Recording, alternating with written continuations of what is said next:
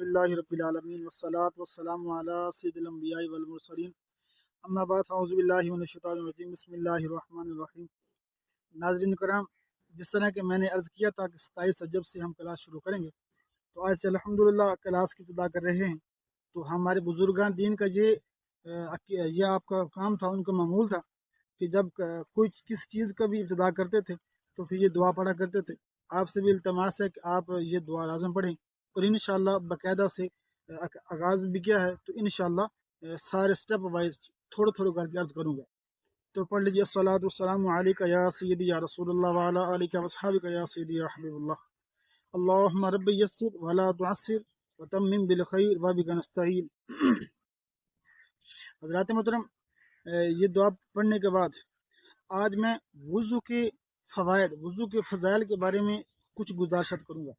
میرا آقا صلاۃ والسلام صلی اللہ تعالیٰ علیہ وسلم نے ارشاد فرمایا کہ جو بندہ وضو کرتا ہے، وضو کے درمیان جب چہرہ دھوتا ہے تو اس کے چہرے کے سارے گناہ جھڑ جاتے ہیں، چہرے کے گناہ معاف ہو جاتے ہیں۔ جب بازو دھوتا ہے تو اس کے بازو گناہ سارے معاف ہو جاتے ہیں۔ اور فرمایا کہ جب اپنے سر کے مسح کرتا ہے تو اس کے سر کے گناہ جو ہیں وہ معاف ہوتے ہیں۔ فرمایا جب پاؤں دھوتا ہے تو اس طرح اس کے پاؤں کے گناہ معاف ہوتے ہیں۔ اور ایک روایت میں ہے کہ اگر وہ بسم اللہ پڑھ لے تو اس کے سارے جسم کے جب مکمل کرتا ہے تو اس کے سارے جسم کے گناہ معاف ہوتے ہیں صغیرہ۔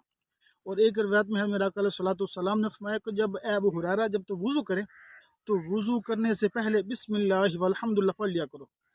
فرمایا کہ جب تک اس کا وضو رہے گا اس کے فرشتے یعنی کرامن کاتبین اس کی نیکیوں لکھتے رہیں گے۔ تو آج ان کچھ احادیث جو عرض کی، ان سے روز روشن کی طرح ظاہر ہو گیا کہ وضو کرنے کی کیا فضائل ہیں، کیا برکتیں ہیں۔